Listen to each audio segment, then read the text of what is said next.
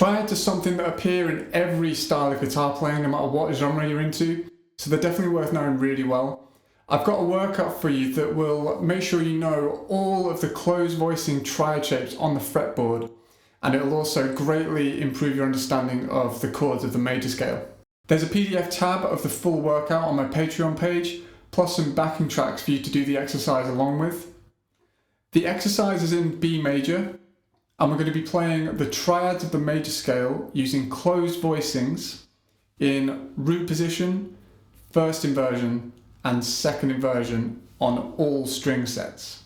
Let's start on the top string set, so the G, B and E strings. Here's the 1 chord, B major, in root position. I can see my root note B on the G string, the 4th fret of the G string.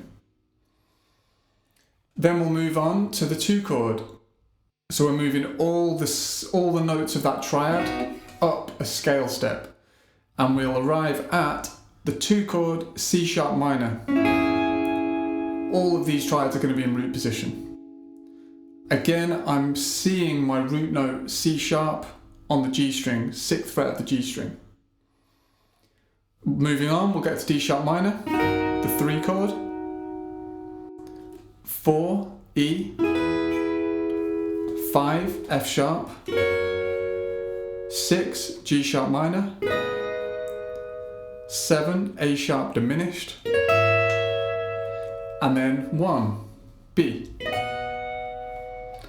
I'll then play all of them but descending, so here's 1 B, 7 A sharp diminished, 6 G sharp minor, 5 F sharp, 4 E, 3 D sharp minor, 2 C sharp minor, 1 B. Now we're going to do the same thing, but we're going to do them all in first inversion. So the 3rd of the chord will be the lowest note. So here is the 1 chord B in first inversion. I can see my root note B on the 7th fret of the high E. Onto the 2 chord C sharp minor, 3 D sharp minor, 4 E, 5 F sharp. Now, at this point, I could do the 6 up here, but it's starting to get a bit cramped and the fret's getting quite small. So instead of doing the G sharp minor here, I'm going to go back down and do the lower octave of it. So, and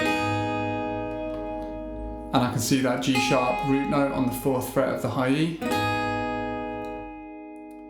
7 A sharp diminished, 1 B. And just like we did with the root position triads, we're going to descend again. So we'll go 1 B, 7 A sharp diminished, 6 G sharp minor, 5 F sharp, I'll go back to where I did it originally, 4 E, 3 D sharp minor, 2 C sharp minor, and 1 B.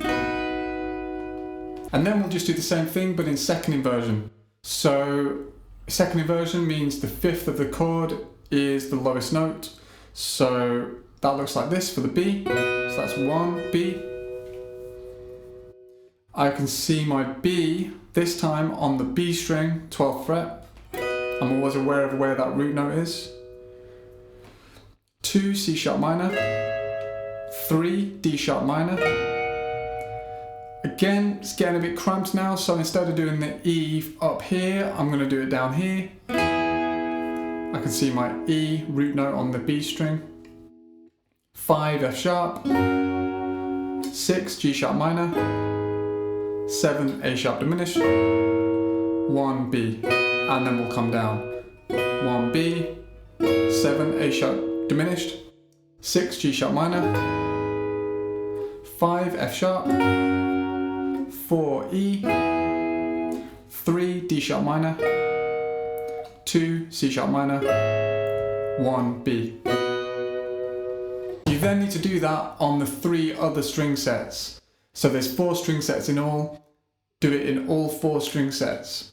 Practice it in different keys, and pretty soon your understanding and visualization of triads and notes on the fretboard will get much clearer.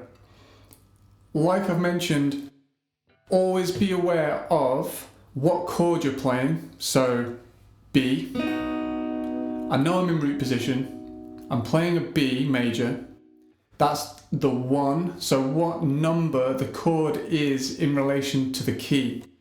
So if I play D sharp minor, I know I'm playing D sharp minor, I know it's the 3 chord, and always be aware of where the root note is. So I can see that D sharp there on the G string. That way, not only are you learning the triad shapes, but you're also kind of subtly learning the fretboard, the notes on the fretboard as well. If you want to develop even more fretboard knowledge, try thinking about every single note within all the triads you're playing. So, for example, if we take G sharp here, so I know that's second inversion, we're in the key of B, so it's the 6th chord, I'm thinking it's G sharp minor, it's the 6th chord, it's second inversion, I can see the G sharp, the root note on the B string, but I'm also thinking and I'm also aware that that's a D sharp and that's a B. So try doing that on every triad. It's slow, but it's thorough and it will work. Ultimately, this workout is not about building speed. That's not the end goal. It's about creating and building a really clear picture of the triads of the major scale and the notes on the fretboard as well. I know it's not the most glamorous of exercises, but I'm not a snake oil merchant. If you want to get good, you've got to put in the hours and do the daunting, slightly boring stuff like this alongside the more fun stuff. I'll be back with another video on how you can apply these and use these triads in a more practical and creative way. But for now, see if you can commit some of this exercise to memory.